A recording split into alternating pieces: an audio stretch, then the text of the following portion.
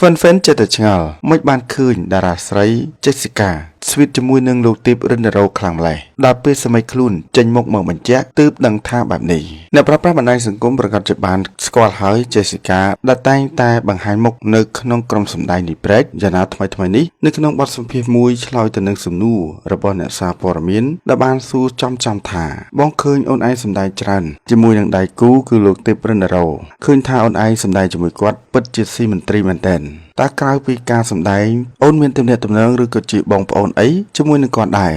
ដោយសារមហាជនចិត្តឆ្ងល់និងសង្ស័យថាក្រែងលោមានទំនាក់ទំនងស្នេហាអញ្ចឹងទៅក្នុងនោះ Jessica បានឆ្លើយថាអត់ទេមិនមែនជាបងប្អូនឬក៏ស្នេហាអីទេនៅក្នុងសិល្បៈគាត់គឺជារិមច្បងម្នាក់នៅខាងក្រៅគាត់ប្រៀបដូចជាឪពុករបស់ខ្ញុំម្នាក់ព្រោះគាត់តែងតែប្រដៅប្រាប់ខ្ញុំពីរឿងគ្រប់យ៉ាងទាំងអស់ហើយពេលខ្លះខ្ញុំក៏មានរឿងក្នុងចិត្តខ្ញុំក៏ពិភាក្សាជាមួយគាត់អញ្ចឹងទៅហើយបើសួរថាខ្ញុំស្រឡាញ់គាត់អត់ខ្ញុំស្រឡាញ់លើសពីស្នេហាព្រោះថាគាត់គឺជាបុគ្គលម្នាក់ធ្វើឲ្យគ្រប់គ្នាគោរពមែនទែនអញ្ចឹងក្តីស្រឡាញ់របស់ខ្ញុំចំពោះគាត់គឺគោរពនិងស្រឡាញ់អញ្ចឹងបើសួរថាស្នេហាមែនខ្ញុំឆ្លើយថាមិនមែនជាស្នេហាទេប៉ុន្តែខ្ញុំស្រឡាញ់គាត់លើសពីស្នេហា